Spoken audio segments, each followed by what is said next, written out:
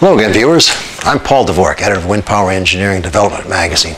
Let's continue our discussion on leadership, because sooner or later you're going to be thrust into a position of leadership. If you don't feel ready for the job, take heart in the fact that it's a very teachable subject. We have great schools, such as West Point and Annapolis, that teach the art of leadership, among other things.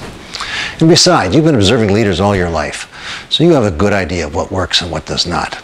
In a previous video, I mentioned a few observations I've made over my working life as to what makes a good leader, and I have a few more. But first, let's recap. First of all, after you're appointed to a leadership role, show some enthusiasm for it. Let your people know you're glad to be there. Second, listen to your team. They're chock full of good ideas. Your job will be to ask them for the ideas. Most people keep ideas to themselves because they think you know everything. That'll be our little secret. So ask for their ideas and they'll be glad to share them with you. Third, don't underestimate quiet people. They have good ideas too, and just need a little coaxing of privacy before they share. Now here are my ideas on leadership for this video installment. Back up your followers, because sometimes the cantankerous client is not always right. This is where your diplomatic and negotiating skills come in. I found it most useful to head off trouble as soon as it appears. People that sound terrible in emails turn into puppy dogs on the phone or in person once they're offered a sympathetic ear. Mostly they just want to know that you understand their perspective.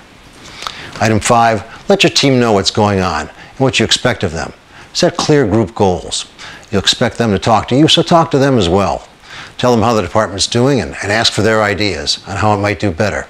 Be honest with them. They'll know when you're not, and that can hurt your credibility.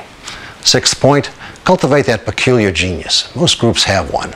Sometimes they're unsociable, they're easily riled, and they irritate others because of their unconventional manner. But you need their special skills and out-of-the-box thinking, so let them be peculiar.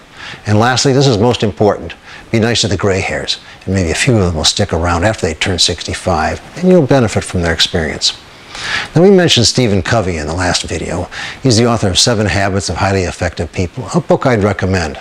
Now, here's one of his ideas for leaders.